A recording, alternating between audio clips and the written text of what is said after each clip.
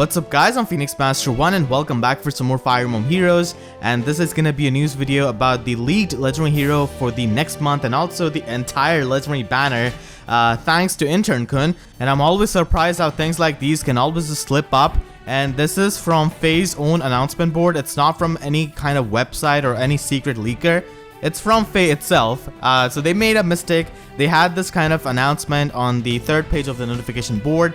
A lot of you guys tweeted at me, and then they just took it out after a few minutes when they realized that they made a big mistake. So the next legendary hero is going to be a Juke Draw legendary hero, finally after 2 years. So it's going to be Julia, and legendary Julia seems to be an Earth legendary hero with blue color. Legendary Alm also has the same effect as Julia, and he's also an Earth legendary hero.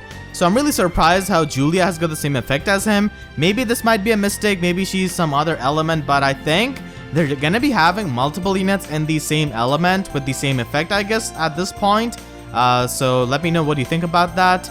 And we can also see the entire banner here. For red, we have got legendary Ike, legendary Roy, and Hot Springs Elise. For blue, we have got Naga, herself, Tiki, and also Julia. So the blue is pretty much the Naga squad at this point, and the green has got Gantra, Valentine Miss, and also Kaden. Kaden is a really good unit, and colorless is kind of underwhelming with female Grima once again, and Duma and Spring Bruno.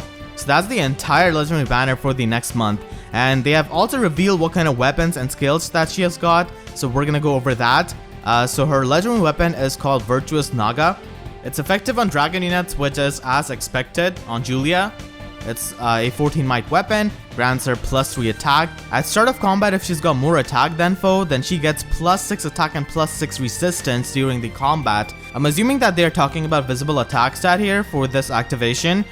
So she can be a pretty powerful nuke. The weapon itself gives her +3 attack, then she gets +6 attack if she's got more attack, and then she also has mirror impact that gives her +6 attack and +10 resistance during combat. And the foe cannot make a follow-up attack, so we know how good impact skills have been. And mirror impact actually hasn't really seen much use. Like, I haven't really seen it being used by a lot of whales in AR or anywhere actually. Sturdy impact is still the go-to impact skill, I guess. That just might be because Tibarn has got more opportunity to get summoned. And her slot B skill is gonna be an exclusive skill called Light and Dark. It inflicts -2 to all of the stats on foe, neutralizes foes' bonuses from stuff like Fortify, Rally skills, and disables foes' skills which give them the adaptive damage. So it's really similar to Divine Nagatome with its neutralization of the visible bonuses, and also the fact that it disables adaptive damage. And with Divine Nagatome, it checks the resistance and then gives you +3 to all of your stats during combat. This doesn't check anything, this just gives the foe -2 debuff in all of their stats. This is a pretty good skill, but it definitely comes with the opportunity cost being a slot B skill, because you could definitely run Special Spiral on her and make her a nuke, because she is probably going to be having very high attack. But even then, this skill is really nice because of the neutralization of the bonuses and also the disabling of adaptive damage, which is really going to be important for Julia, because I assume that she's going to be having sky high resistance and not very good defense, so she would definitely need that to face dragons who have got the adaptive damage. And her slot C skill is also a new skill called Attack Res Oath. So I guess we're gonna be getting Oath line of skills, which is pretty much a counterpart to Rouse skills that we saw. I mean, we only saw Attack Defense Rouse on Edelgard, but this seems to be a counterpart to that. So at start of turn, if unit is adjacent to an ally, grants +5 resistance and +5 attack to the unit for 1 turn. So it doesn't give the buffs to the ally, but only to the unit itself. So I definitely see the Rouse skills being much more useful, honestly, because if you're going to be giving yourself the buffs and the condition is to stay near the allies, then you might as well use Attack Tactic and Rest Tactic. I mean, this is pretty good for the self-sufficiency, but I just find the Rouse skills to be much better in this aspect of self-sufficiency, because it's harder to buff a unit who's going to be far away from its allies, like something like a Gale Force unit. One thing to note is that Rouse skills cannot be inherited to armor units and flying units, while Oath skills cannot be inherited to armor units once again and not cavalry units, which is good because cavalry units already have the hone skills and stuff like that, and the Rouse skills are much more useful on cavalry units who are likely to stay away from their allies, and Oath skills are available to flying units, which goes really well with all of the flying mobility skills that we have got. So those are the skills of Julia. She also has the legendary effect of Duel.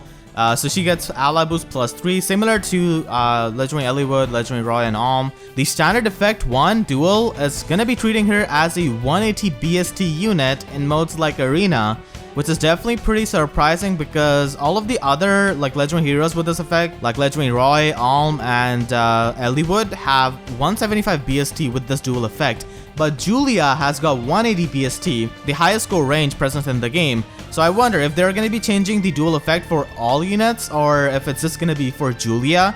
I kind of feel like they're going to be changing the dual effect for all of the other legendary heroes as well, because otherwise it seems really weird how only Julia gets to have 180 BST and all of the other 3 units just get like 175 BST. And of course you can use her as a pair up unit, really useful for allegiance battles. Blue color on this banner is pretty stacked, but other than that, like this banner isn't really all that impressive. I mean, sure, Kaden is really good as a support unit if you want to get him. Maybe red color is a bit decent with legendary Ike and legendary Roy, because they do provide good fodder and they are good units. So that's Julia. Doesn't really appear to be an insanely broken unit or anything like that. She appears to be a nuke basically and a res tank. The earth effect with giving the 180 BST is definitely going to be interesting to see how they change things, or if only like Julia is the special one. And we know for a fact that this is next month's legendary banner because we have Naga here and Duma. I clearly remember that they are supposed to be appearing at the end of August, so you could definitely plan for this banner and save your orbs this entire month. We also have Choose the Legend 3 coming up. I'm definitely going to be making another video for that.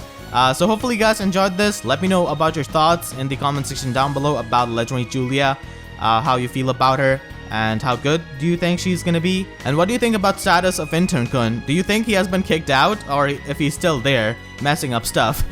So if you enjoyed, please be sure to leave a like. It will help me tremendously. And share this video with your friends who are starving for a Juke Draw legendary hero. And please be sure to subscribe if you haven't already. And make sure to hit the notification bell and click on all so that you can always get the updates to my videos whenever I upload. Because expecting YouTube sub boxes to properly work is like expecting Intern-kun to not leak stuff and mess up things. So with that being said, I'll see you guys next time. Thank you so much for watching and have a great day.